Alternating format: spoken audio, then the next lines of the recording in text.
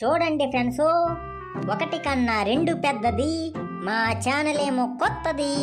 వీడియోకి లైక్ చేయండి, మన ఛానల్ని సబ్స్క్రైబ్ చేసుకోవడం మర్చిపోకండి. ఇలాంటి ఫన్నీ వీడియోస్ మరెన్నో వస్తాయి.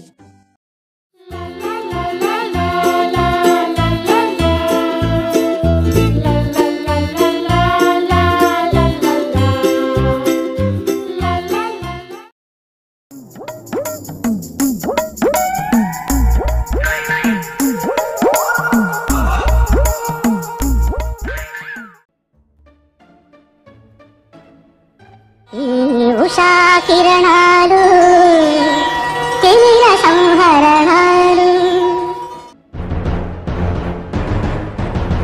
అమ్మయ్య, బాత్రూమ్ అంతా అద్దంలా మెరిసిపోతుంది. అచ్చం నా అంత అందంగా.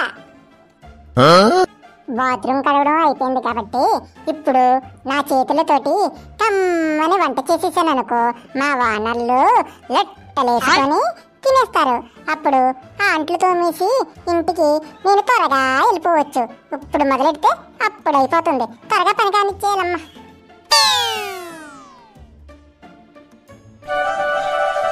ఏమండి, యూట్యూబ్లోని ఫ్యామిలీ గోలా అనే యానిమేటెడ్ కామెడీ సిరీస్ వస్తుంది కదా, అది పెట్టండి. సరదాగా నవ్వుకుంటూ చూద్దాము. కటిక్కర్రల్లా పల్లెట్టుకొని బొమ్మలు చూస్తుందంట. బొమ్మలు ఇది ఇంకా చిన్న పిల్ల అనుకుంటుందేమో. మూసుకొని వార్తలు వస్తున్నాయి చూడు. వార్తలు చూస్తే జ్ఞానం పెరుగుతుంది. ఎక్కడెక్కడ ఏం జరుగుతున్నాయో అన్నీ తెలుస్తాయి. తెలిసిందా?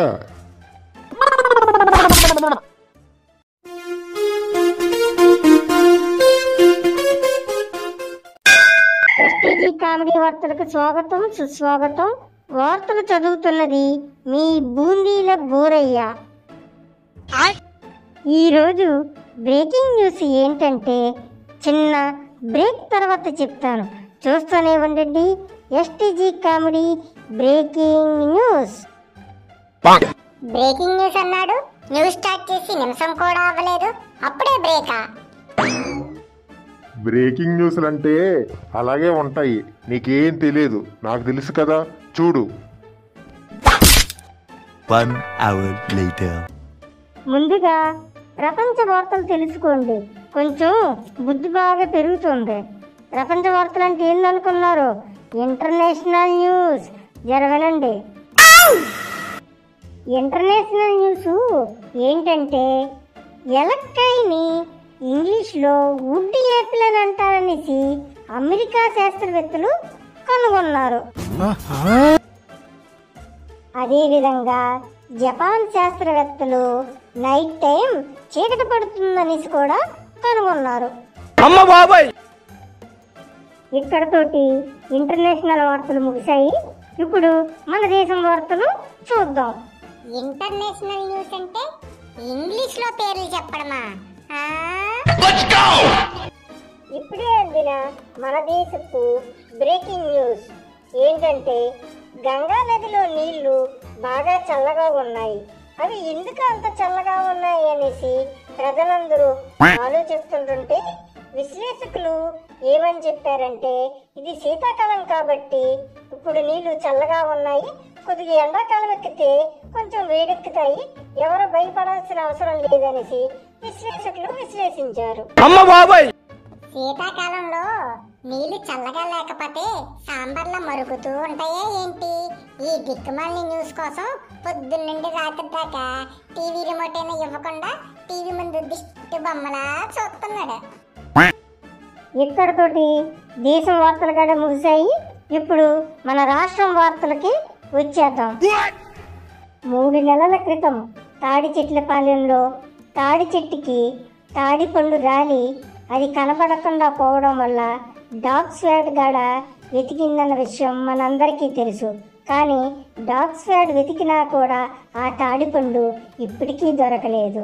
అయితే విచిత్రం ఏంటంటే, ఇప్పుడు ఆ తాడిపండు 3 నెలల తర్వాత ఆ తాడి చెట్టుకి 30 అడుగుల దూరంలోని ఒక తాటి మొక్క కింద వచ్చింది. బహుశా ఆ మొక్క ఆ 3 నెలల క్రితం రాలిపోయిన తాటిపండు నుంచే వచ్చిందా, లేకపోతే ఇంకా వేరే రూపంలో ఎలాగైనా వచ్చిందా అనేసి DNA టెస్టులు చేస్తున్నారు. ఇక్కడితో వార్తలు సమాప్తం. బ్రేక్ తర్వాత చూడండి, మళ్ళీ వస్తాం. ఈ దిక్కుమాలి న్యూస్ చూస్తే నా తలకాయ తాటికాయలా రాలిపెట్టేట్టుంది.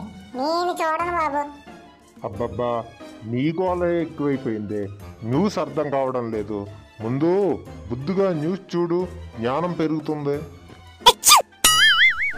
1 hour later. ఇప్పుడు అక్కడ పరిస్థితి ఎలా ఉన్నదో రిపోర్టర్ రంభ మనకు లైవ్లోనే వివరించబోతుంది. బూందీలు బోరయ్య గారు, నా మాటలు మీకు వినిపిస్తున్నాయా? ఇప్పుడు మనం ఇక్కడ చూసుకున్నది ఏంటంటే 30 రోజుల క్రితం కనిపించకుండా పోయిన తాటికాయ ఇప్పుడు తాటి మొక్క రూపంలోనే మన ముందుంది.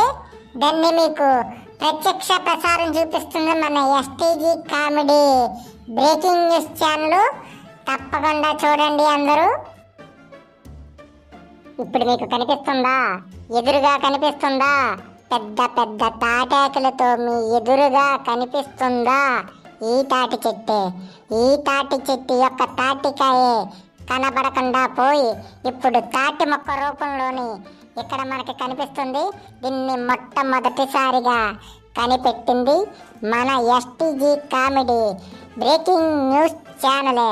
చూస్తూనే ఉండండి, ప్రత్యక్ష ప్రసారం మీకోసం.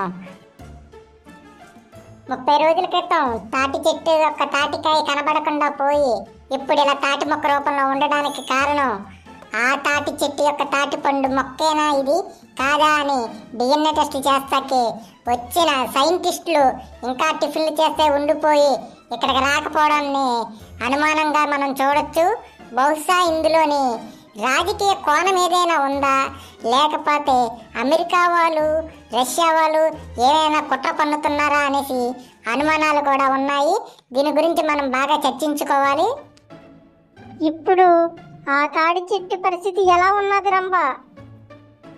బూర్లు బోరయ్య గారు, ఈ తాటి మొక్కకైతే బహుశా 10 నుంచి 15 తాటాకులైతే ఉండొచ్చని అంచనా వేస్తున్నారు. ఈ తాటి చెట్టు యొక్క ఆరోగ్య స్థితి ఏమిటంటే చూడడానికైతే బాగానే కనిపిస్తుంది, కానీ కొన్ని చీమలు కొన్ని చెదపురుగులు అయితే తాటి మొక్క మీద కనిపిస్తున్నాయి.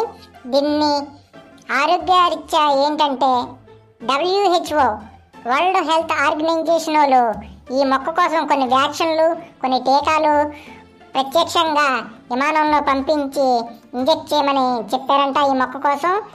అయితే సంఘటన స్థలానికి ఎవరెవరు రాబోతున్నారని సమాచారం ఉన్నదని అంటావు రంభ?